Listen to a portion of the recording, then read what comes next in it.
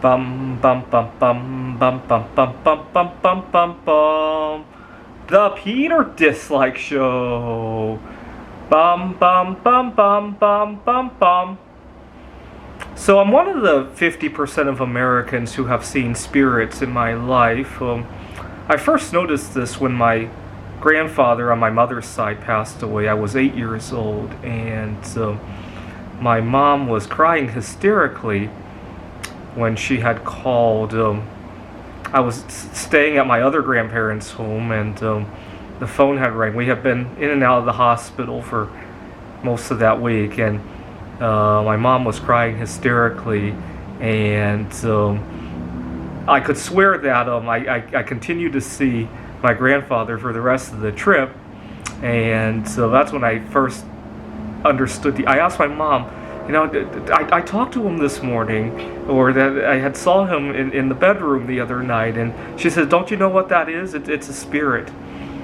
My other grandfather passed away when I was 24 years old. I was working on my PhD at the time, and he had inspired me to look at a computer game that I had written many years ago, and I dug it out, and I started writing what became the #1 Othello AI in the world.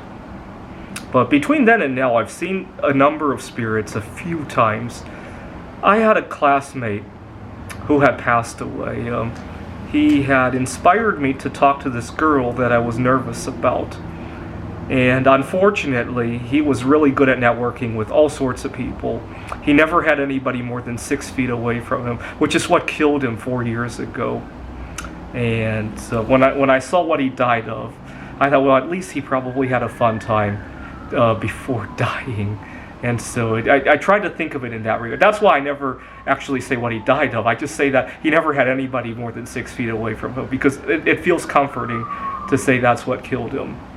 And he majored in chemistry, and sometimes he gives me some inspiration for some of my projects. Lately, I've been seeing Marie Curie a lot. Yesterday, I was pouring what I now call a Putin dirty bomb. Go watch my last video about why something like this could be used as a dirty bomb on Putin. And I was just doing what I was exhausted out, bombed out of my mind, 36 hours no sleep, and not getting anywhere. And I was just about, because the way you pour this is you make a pot of molten bismuth, you scrape off the slag, and you let it solidify, and you got to pull out the small crystals that form at the edge. And getting the timing right is always tricky. I was just about to stop the process, and I saw Marie Curie, and she held my hand down, and she said, "Wait, not yet, not yet." And she held my hand down, and I looked, and some more small crystals formed. I took some forks to pick them out, which were really great. And then I heard her say, "Go, go, go." And this is a very heavy pot of bismuth. When it's full, it weighs about 4.5 pounds. And it usually, picking up the bismuth is the trickiest part. And all of a sudden, I felt somebody lifted with me. And so I had the most beautiful pour, and this is the result. Unfortunately, after that, I couldn't get any more good ones out of that. And then I heard her say that it's okay, you got enough for the art show. Next time, go pour some other things. And so I poured a few more of those Buddhas that you can put into a wall frame. So that's all good now. And then she told me that I'll see you in 3:35.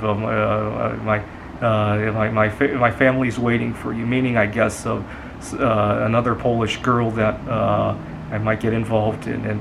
And she used the number 335, which I assumed to mean, because I've talked about this before, which I assumed to mean 335 half-lives of polonium-210 after July 18, 1898. So I think that's about a year from now, an Earth year from now.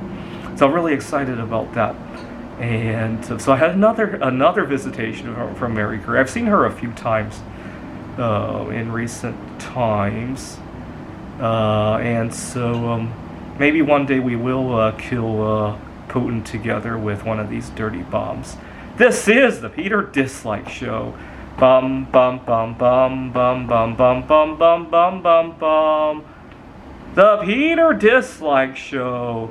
Bum bum bum bum bum bum bum.